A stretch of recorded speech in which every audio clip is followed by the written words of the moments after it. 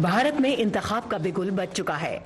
Vote मांगने के लिए जगह जगह रैलियां और तकरीरें जोरों पर हैं। महिलाओं को बराबर का सीट दिया जाए या महिलाओं को भी बराबर समझा जाए, वो नहीं समझते हैं। लेकिन दिल्ली के पहाड़गंज इलाके में सियासी जमात all India women united party की ये मीटिंग वोट नहीं बल्कि खवातीन के लिए सियासत में बराबरी का दर्जा मांगने के लिए हो रही है।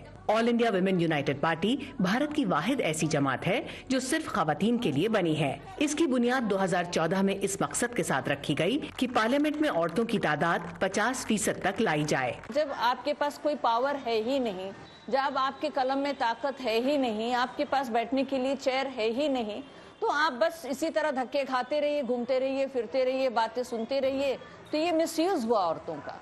आजाद हिंदुस्तान में सदर और वजीर आजम के अलावा 16 खवातीन मुख्तलिफ रियासतों की वजीर आला बन चुकी हैं। औरतों ने खारजा उमूर और दिफा जैसी अहम वजारतें भी संभाली हैं, लेकिन इनमें से ज्यादातर खवातीन का ताल्लुक बारसूख या सियासी खानदानों से है।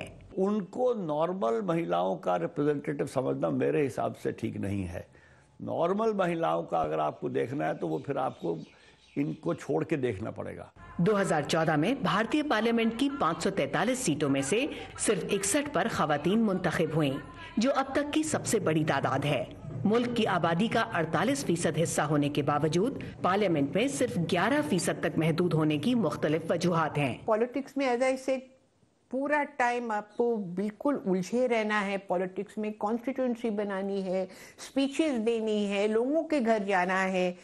वो महिलाओं जिनका एक घर परिवार होता है उनके लिए मुश्किल हो जाता है। सब पार्टियों में आदमी हैं जो नेता हैं और उनके इर्द गिर्द जो हैं वो भी आदमी हैं कि वो दकियानूसी ख्याल के हैं, इसलिए वो नहीं चाहते कि औरतों को कुछ ऐसी इतनी बढ़ोत दी जाए। यहाँ तो जैसे कि खरीद फरोख्त हो रहे हैं, आप टिकट चाहिए हम बेचने तैयार हैं, आप लड़ने तैयार हैं तो आपको इतने पैसे चाहिए। तो हमारे साथ ये दिक्कतें आई कि भाई टिकट तो आप ठीक है, आपकी पार्टी से हम टिकट तो लेंगे, पैसे कितने देंगे। सियासत में औरतों का हिस्सा बढ़ाने के लिए 2008 में पार्लियामेंट के लोअर हाउस यानी लोकसभा में 33% सीटें रिजर्व करने का बिल पेश किया गया, जो पास नहीं हो सका।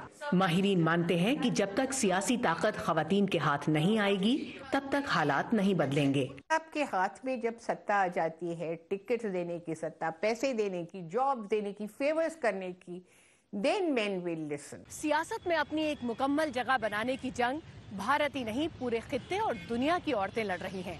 इस जंग की अहमियत और जरूरत को समझते तो सब हैं, लेकिन अभी भी औरतों को सियासत में मर्दों के बराबर आकर खड़े होने के लिए एक बहुत लंबा रास्ता तय करना है, फिर चाहे वो औरतें भारत की हो या दुनिया के किसी और मुल्क की। Ritul Joshi, voice of America, Delhi.